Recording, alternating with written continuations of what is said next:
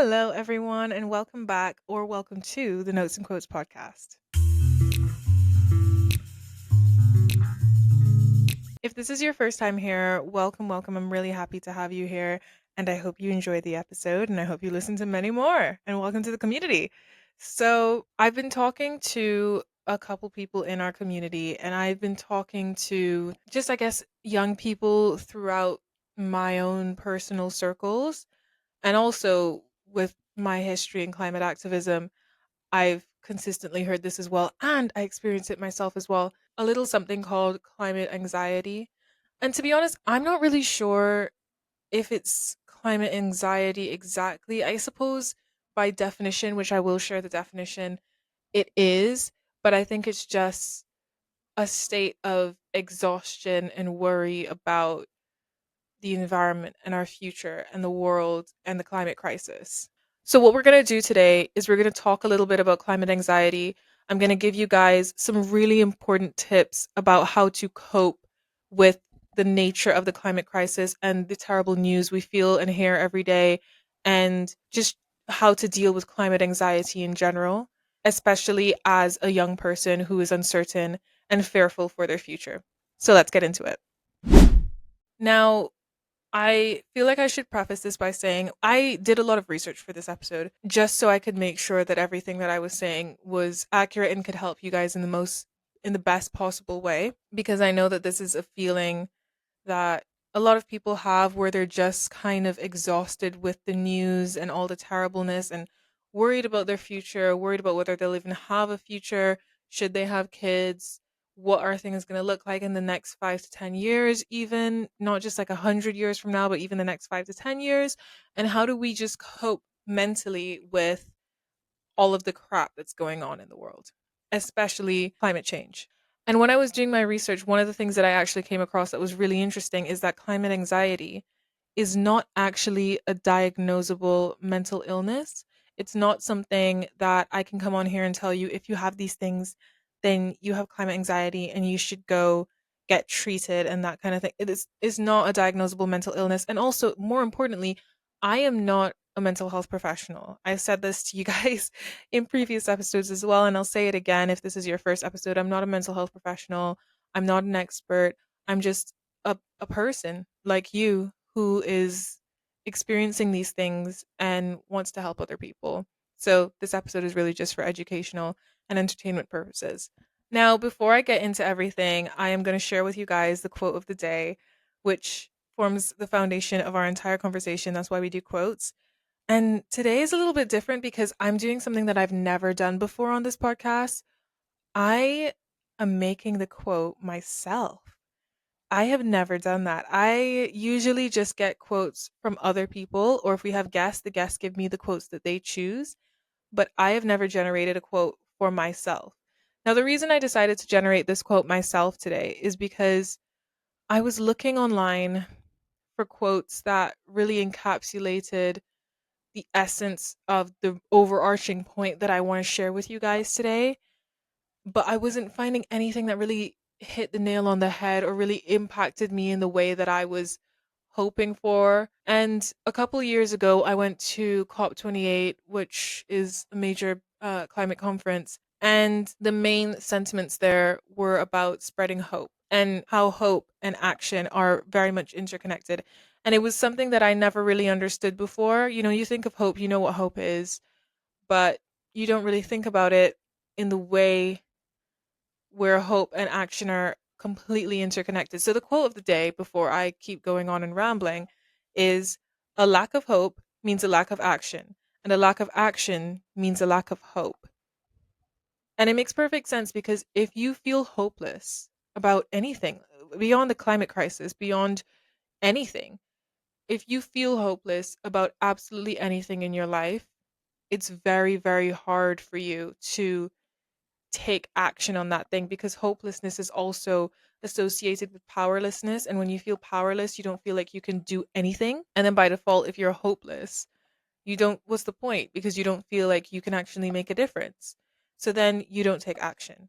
And when there's no action on something, when people don't see anything being done about a certain thing, then people immediately feel hopeless. And then it becomes this cycle of hopelessness and lack of action. And then lack of action brings more hopelessness. And then there's more lack of action. So that's why I decided to make this quote today. A lack of hope means a lack of action, and a lack of action means a lack of hope. If I find, by the way, that somebody actually said this before me after this episode is uploaded, I apologize in advance. Um, I am not intentionally copywriting anyone.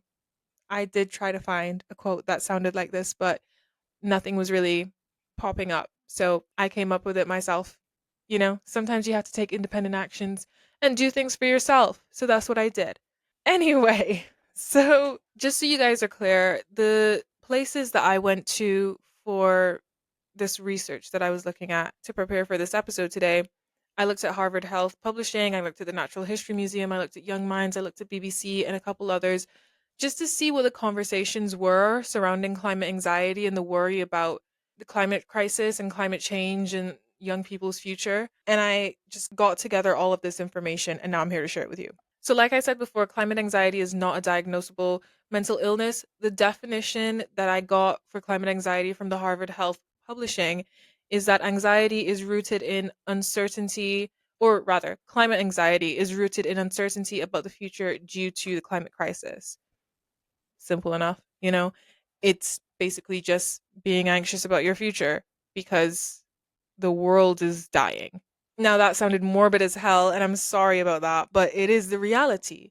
And that's what stresses everyone out, especially when you're looking on the news every day and more terrible things are happening. You know, there's floods in Pakistan, there's earthquakes happening in the Caribbean and in Asia. It's getting hotter and hotter. There's rising temperatures, rising sea levels, there's droughts, there's migration because of climate disasters and all of these terrible things. There's food insecurity, everything is just going to shit.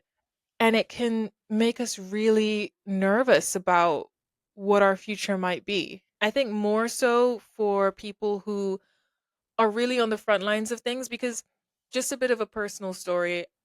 I come from Barbados, which is a Caribbean island, and we are very much on the front lines of the climate crisis just by being a Caribbean island and just our geographic location. We are and a whole host of other socioeconomic issues that we won't get into. But the point is, the level of climate anxiety and nervousness and frustration and worry in the Caribbean, as opposed to, for example, here in the UK, are two very different things. I notice just as a personal observation. I might be wrong about this, but this has just been my observation. When I'm in the Caribbean, there's a lot more conversation about the climate crisis. There's a lot more things going on. There's, people are feeling it every day, you know? People feel that heat. People see the rising sea levels. People see the coastline eroding. You see the hurricanes and the roofs being ripped off of houses and, you know, crops not growing when they're supposed to and weather patterns changing. You see that every single day of your life. So it's something that you feel very in a very real sense, as opposed to when I'm here in the UK, in summer, it's still like, 20 degrees. And that's hot for here. And I get it. It's just a different environment, it's just a different climate. But I understand why there's not as much urgency with it because people aren't feeling it on a day to day basis. So I see a lot less stress and constant worry about climate change and the climate crisis in countries like this who were with people who don't feel it every single day in the same way that more vulnerable nations do. And in some ways I understand because it's just human nature. You don't really understand things until you experience them for yourself. But at the same time I find it extremely unfortunate and distressing. And it's not to say also, by the way, that nobody here in the UK feels climate anxiety, because I've been talking to people in the UK and they definitely do, especially young people, which actually brings me to one of the stats that I found. So, Force of Nature, which is a youth nonprofit organization, stated that over 70% of young people feel hopeless in the face of the climate crisis, and 56% of them believe that humanity is doomed, and only 26% feel like they can actually contribute to solving the problem. So this is a global feeling. This is something that is being experienced by young people everywhere, and it makes perfect sense because it's our future.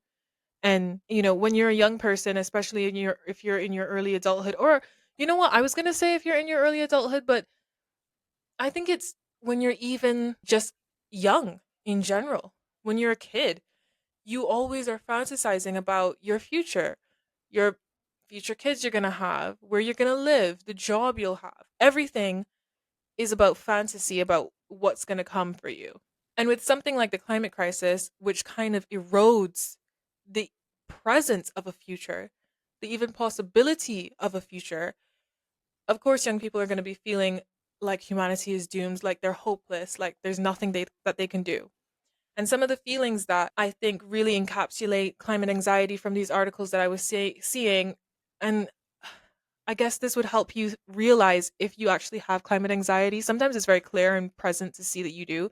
Other times you need to just hear certain emotions, and if any of these emotions resonate with you, maybe you are experiencing climate anxiety. And maybe the tips that I share are going to help you with dealing with the climate anxiety. So, some of the feelings that some people tend to experience when being faced with the climate crisis or just seeing the news or experiencing natural disasters is just a sense of guilt.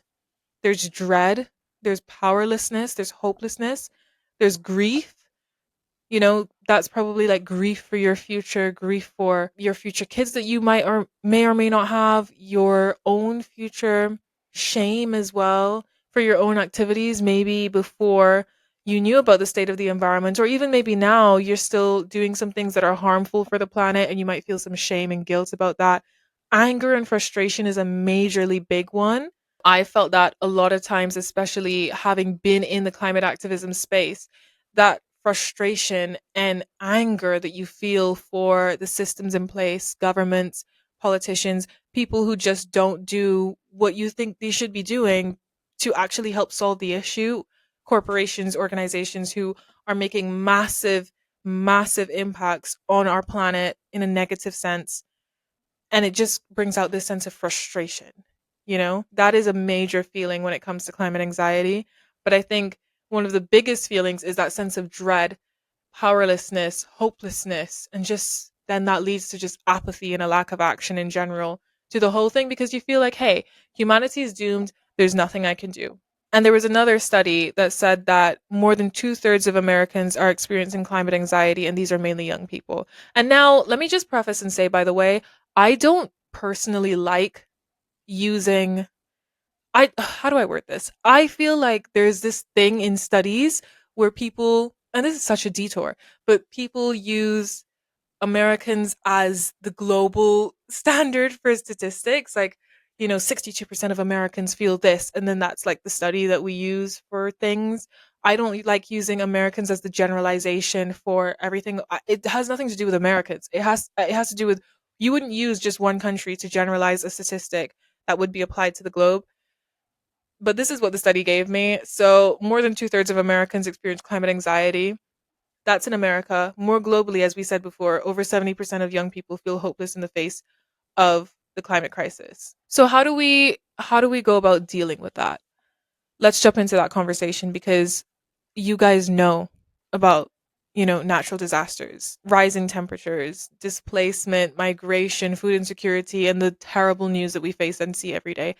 You know about that. I'm not about to drill that down your throat even more to make you feel even more shit about it. You're here to figure out how to cope with those feelings and to actually feel like, you know what, maybe there is some hope for the future.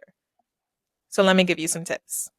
Now, after reading through all of these articles so that you don't have to, I found that there were these kind of main themes and main tips that people were sharing for how to cope in general.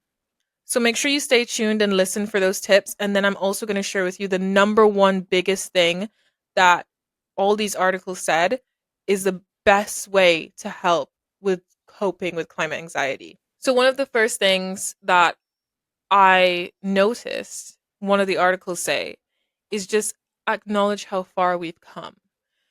And that's really interesting, because a lot of the time with climate change and the climate crisis, we're always acknowledging what we haven't done and what needs to be done. And that's crucial because of the time sensitive nature of the crisis that we're in. However, it's always good to look back and appreciate where you have come from and how much growth there actually has been towards addressing this issue. You know, a decade ago, yes, we were still having conferences talking about climate change. However, we weren't really addressing it to the scale that we are now. There's still major gaps. I mean, we are way off track. I know that. However, we are more further along on the road to solutions than we were before. Scientists have come up with so many innovative ways to fix the climate problem and to better our lives for the future that didn't exist, 5, 10, 20 years ago. The conversations that we're having today just were not happening, not even near the scale. Young people weren't really speaking up to the levels that they are now, and they weren't being given these seats at the table that they are now.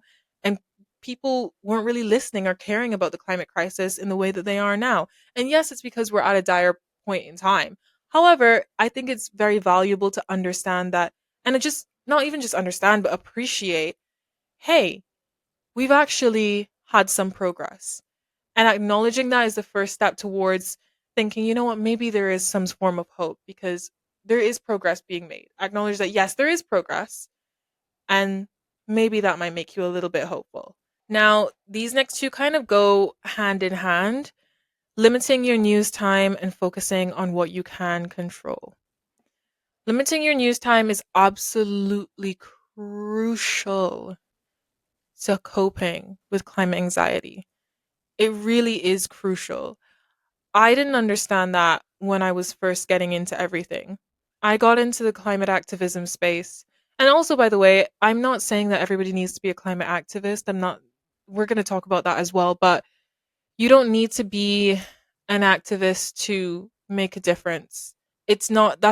They're not like, you don't need to be going onto the Greta Thunberg scale of doing things to be making a difference. Just doing what you can, focusing on what it is that you can personally control is all you need to do. Because maybe I'll talk about it right now because I feel like I'm going to forget about it.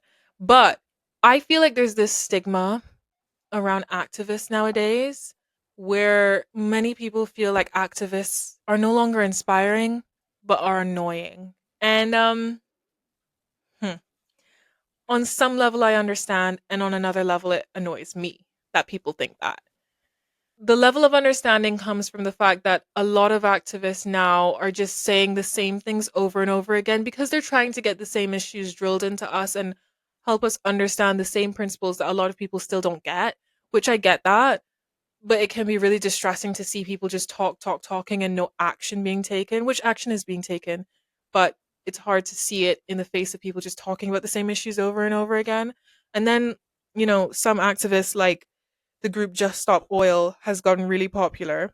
They've gone a little bit underground recently, but they've gotten really popular. And I think they were also classed as a very annoying group of activists because of the level of disruptions and types of disruptions they did, like throwing paint on really treasured paintings, blocking up roads, interrupting theater performances and all this stuff. And I get it, shaking the whole premise is shaking up the system and having people focus on what's truly important. I understand that, but it has now produced this idea that activists are just annoying people who like to shout about the same things all the time, like there's something that I can personally do and it's my fault, you know? And I understand, I hear that annoyance. But at the same time, I think it's annoying for people to just kind of shit on activists because most of the time these activists are young people who are just speaking up about their future because they're scared, because they're frustrated, because they want to have a future. And I think that that's important. I think that should be celebrated. I think that that should be listened to because it takes a lot to actually speak up. Anyway, I digress because that was such a detour. Back to the matter at hand, limiting your news time. I think limiting your news time is crucial. Now, when I was in the climate activism space, I didn't understand this. I thought that it was absolutely crucial to keep up to date with what's going on in the world, which yes it is, you should be informed about what's going on in the world. But I took it to a different level where I thought that I needed to be looking at the news channels all the time. I needed to be clicked in and tuned in to everything that was going on, especially because I was an advocate or an activist, whatever you call it. And now I realize the fault in all that because what that led to is that within a year of me doing this stuff, I got completely burnt out. And not just burnt out, I experienced something else, which wasn't even climate anxiety, it was climate apathy. And it still had to do with that lack of hope. Because I was looking at the news all the time, and 90% of the news is just negative information.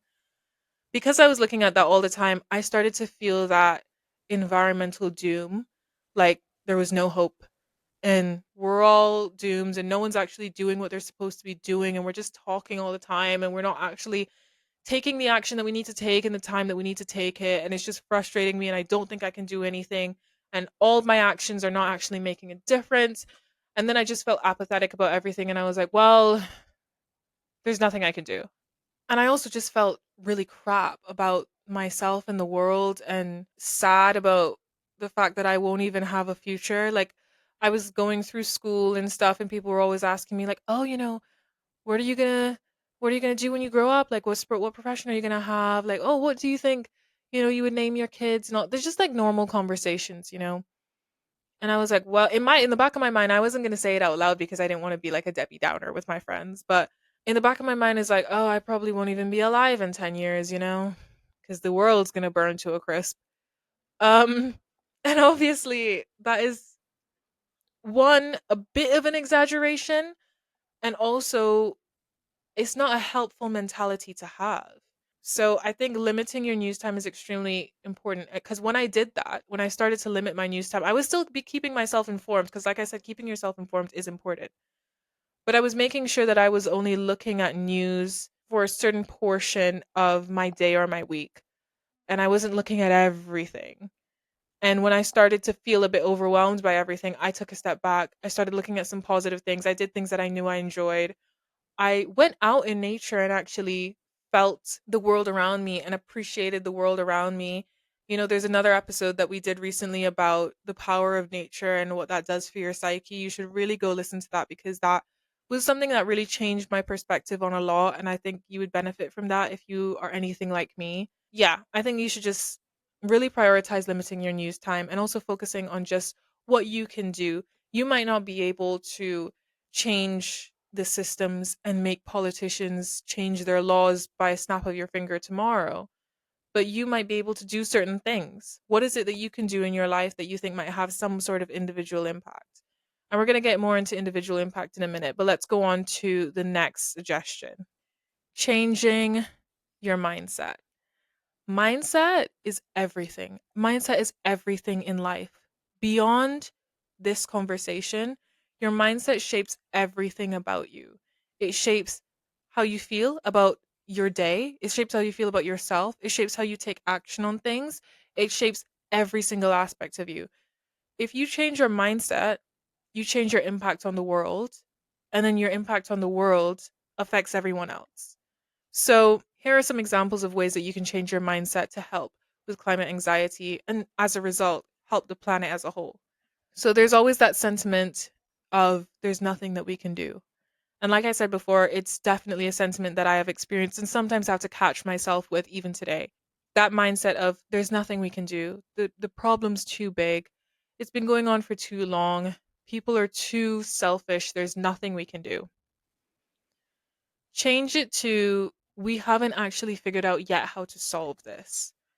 And it might sound cynical, it might sound ridiculous, it might sound cliche and woo woo and idealistic. I don't care. Changing your mindset from there's nothing we can do to oh we just haven't yet figured out how to solve this gives you a hopeful future that there is something that we can do, we just haven't figured it out yet.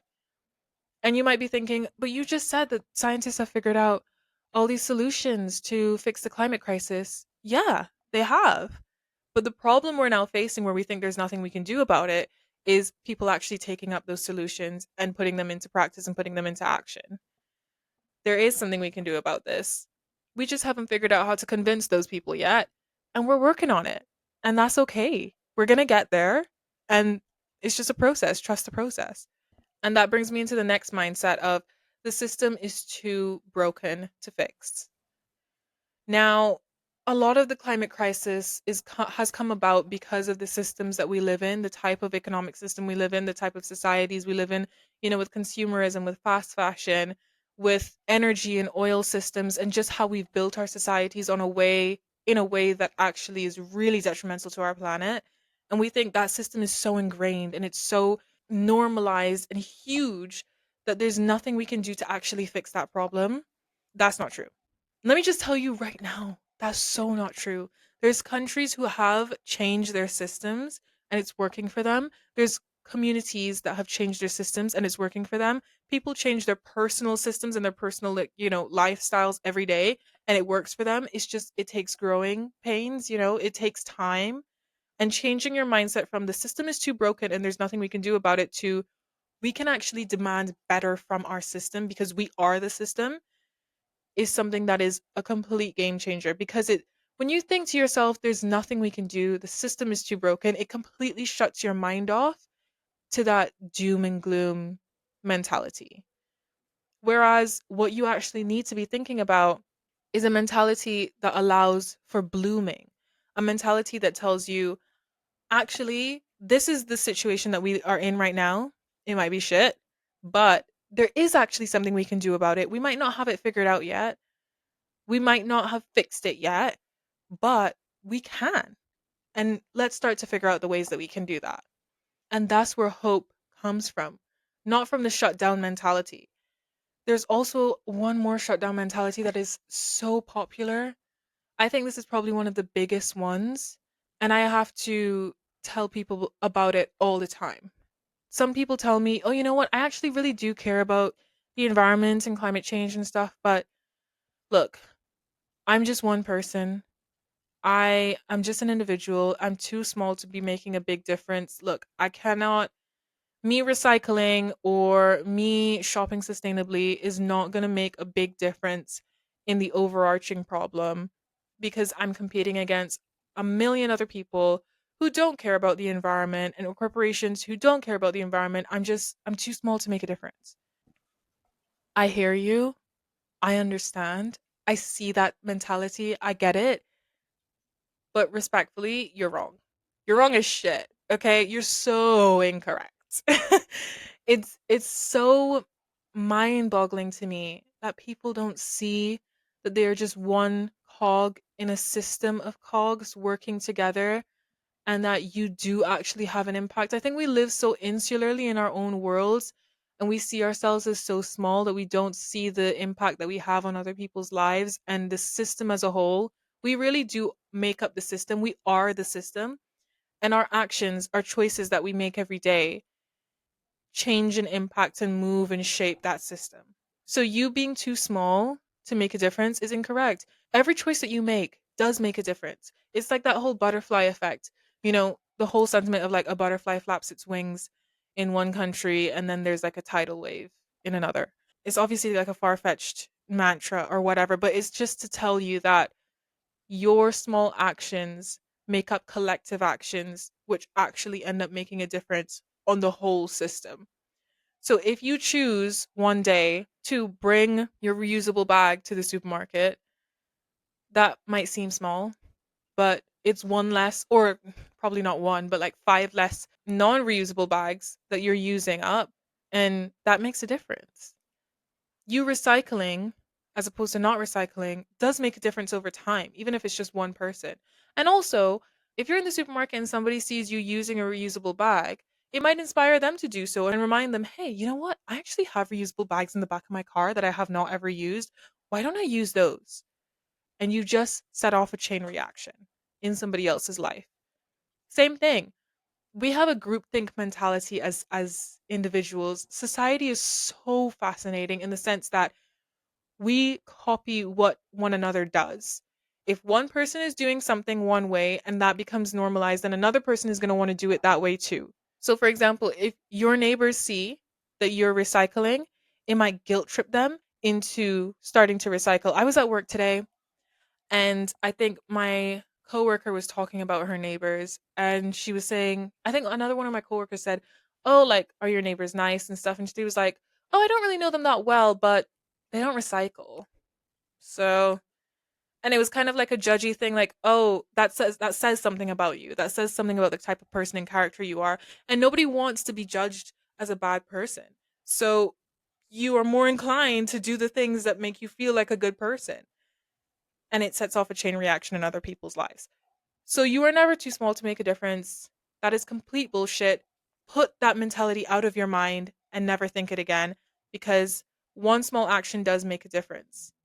Anyway, moving on to the next tip. And we are getting ever so close to the final boss tip that was present in every single one of the articles I read. I'm going to share it with you guys in a bit.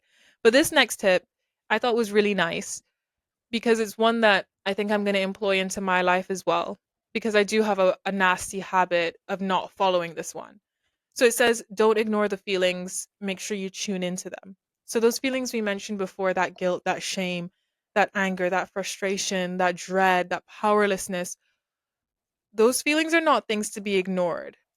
Now, that's what I did when I experienced my climate apathy, where I just started to not care about the issues anymore because I was like, there's nothing I can really do.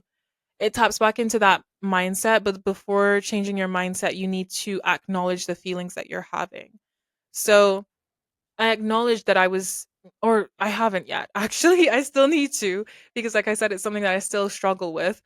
Maybe acknowledging that I'm feeling dread, I'm feeling powerless, I'm feeling frustrated and exhausted with this whole situation. I'm feeling shame for when I buy a plastic product. I'm feeling shame for when I buy new clothes or driving when I could have biked or walked. Acknowledge those feelings, tune into them, and say, this is why I'm feeling that way.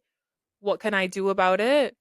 And understanding that, because stuffing it down and ignoring it, which is something that I've done because I'm always like, I know I'm experiencing this because of the climate crisis, but I don't feel like there's anything I can do about it. So I'm just going to stuff those feelings down and ignore them and move on. And then it's just contributing to ignoring the problem. And that leads to a lack of action, which then leads to a lack of hope, which then leads to more lacks of action because I no longer care. And that's honestly what got us into this situation in the first place. People not caring, people ignoring their feelings, people ignoring the issue. And that's why we're here. And that's why the situation keeps getting worse. If more people were to acknowledge their feelings, if more people were to understand and stay in tune with the fact that there actually is a crisis and you might be feeling a way about it, then I think there would be more empathy towards what they can do and empathy to other people's experiences who might be extremely vulnerable and experiencing natural disasters and all of those terrible impacts of climate change on a day-to-day basis. Now, along with acknowledging your feelings, one of the things that they said that you should do as well is, just like with any other mental health concern, sharing how you feel is absolutely crucial and really important. It's one thing to stuff your feelings down and ignore them, that's terrible, but it's also another thing to stuff them down, ignore them, and not let anybody know about them. Then that becomes just this thing that's bubbling over inside of you, and it manifests in other horrible ways. Whenever you are feeling a struggle, or feeling lost, or feeling dread, or feeling any sort of stress or mental health concern, it's usually quite beneficial to share your worries with other people. Humans are very community oriented. We are social creatures. We cannot survive without others. We cannot survive without each other. We can't survive without connection with other people. The only way that we were able to grow and progress as a species is through connecting and communicating with other people and building and growing together and learning from each other's struggles. That is honestly how solutions are generated. So, sharing your worries with others and letting other people know, you know what, this is how I'm feeling. I know it might seem like I'm being a downer, which, by the way, you're not being a downer. It really helps other people acknowledge that, hey, I actually might be feeling like this too, and I might not have realized, and I get what you're feeling, and maybe somebody has tips for you, maybe somebody can reassure you in that emotion and validate you in the fact that you're not feeling this alone. And then you guys can come up with solutions together about what you can do in your own individual lives. Now, for the big bad overarching, I say bad as if it's a negative thing. I don't mean a negative thing. I mean, like, big bad isn't like a good thing. But the big bad or big time, I suppose is better to say, the big time tip that every single one of these articles said, taking action. Taking action is massive. It's I've used the word crucial a lot in this episode, but crucial as well. Now, I tend to be very wary of blaming individuals for the climate crisis. Yes, we all have a part to play in it. Yes, we are all causing it. However, I do think, it is a systematic thing. But like I said before, we are the system. So it is us, but also it's corporations and big companies and governments that are not taking the action that they want. So I don't think we should put all the blame on our own individual lives. However, I do think individual action does make a difference. Like I said, you're not too small to make a difference. So taking action on an individual level is something that's really important, and every single one of these articles stressed. It helps you with your climate anxiety. When you know that you are doing something, it can actually give you a little bit of reassurance about the situation.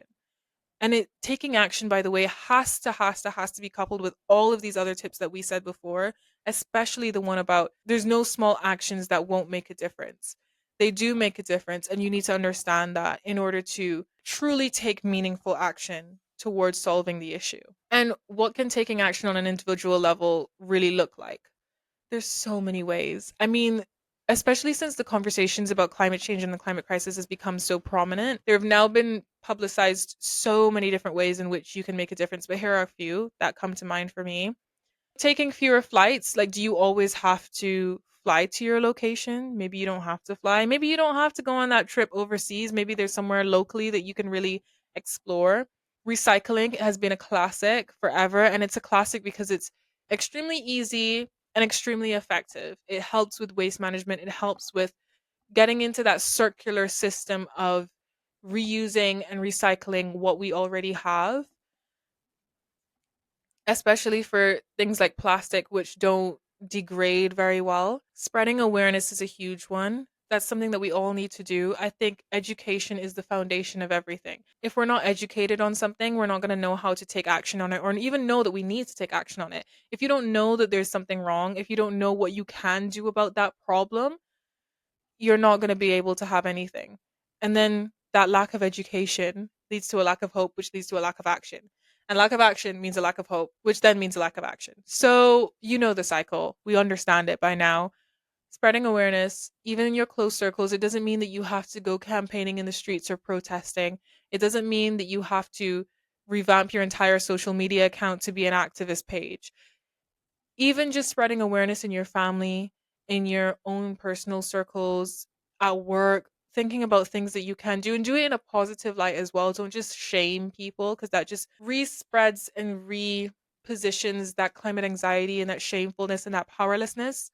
I think spreading awareness in a way where people can see what they can do and maybe even spreading these tips as well is very helpful. If you share this episode with other people, maybe that would help them too. That's another easy, very easy way of spreading awareness where you have to do very little. You won't even have to do the talking. I do the talking for you. Another one is shopping secondhand. I do this all the time. And it's not to say that you need to never buy anything new because some things, you do need to buy new. But if you do a challenge, like there was an episode that we did a while ago with the Remake Academy, and they are amazing. They have this no new clothes challenge. And it's not to say don't buy new clothes for the rest of your life. It's just a challenge for you to not buy new clothes for a certain period of time. And you get to set what that period is. And just to see what changes that might bring out in your own personal practices. Are you going to realize, you know what? I actually buy way more than I really need. Or maybe there actually are really good stuff in charity shops or on Vinted or in thrift stores that I didn't even know about. It's a really good way to just shake up your life, save a buck, and also help protect the planet. Those are some really good ways to take action. Joining some community groups that actually do activities together to help protect the planet. Guys, there's so many ways. There's so many ways in which you can take individual action in your own lives, and you don't need to do it on like a large scale. If you want to do it on a large scale, that's absolutely fine. Go ahead and do that. If you can make a bigger impact, by all means, go do that. But it's not to say that you have to in order to actually make a difference, because you don't. It's small actions that come together to make big actions, which then, as a result, inspire hope, which then inspires more action, not only just in yourself, but in other people around you, because that's just how society works. And honestly, I really hope that if you have been experiencing climate anxiety, if you felt any sort of worry or dread or hopelessness about the environment and your future and everything, that this helps in some way, and that these tips that I shared with you help give you some reassurance that there is a reason for hope and that we are not doomed. Humanity has survived so much. It's not something that you have to feel like there's no reason to have any hope whatsoever, because, like I said, a lack of hope leads to a lack of action. And that's the last thing that we need.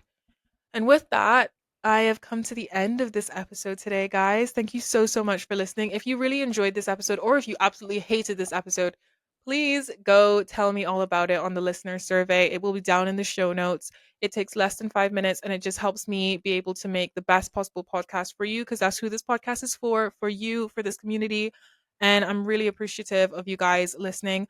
Also, just out of curiosity, if you want, you can tell me, shoot me a DM, or you can say it on the listener survey how you found this podcast. Because I'm always curious to know how people find the podcast. Is it through our socials? Is it through, just Google searches? Is it through the website? What is it? Where are you finding us? And if you want to know where to find more about us, you can go to our socials, which are on Instagram, LinkedIn, TikTok, and YouTube, video exclusively on YouTube. That's where you'd be seeing me talking to you right now. And you can see my glimpses of my room and the two massive bookshelves in the wall that are on either side of my head. Um, in me strategically sitting so I block out my bed. Anyway, that's all I have to say for you guys today. Thank you so much for listening, and I will see you again next Tuesday. Love you. I will love you and leave you. Okay, bye.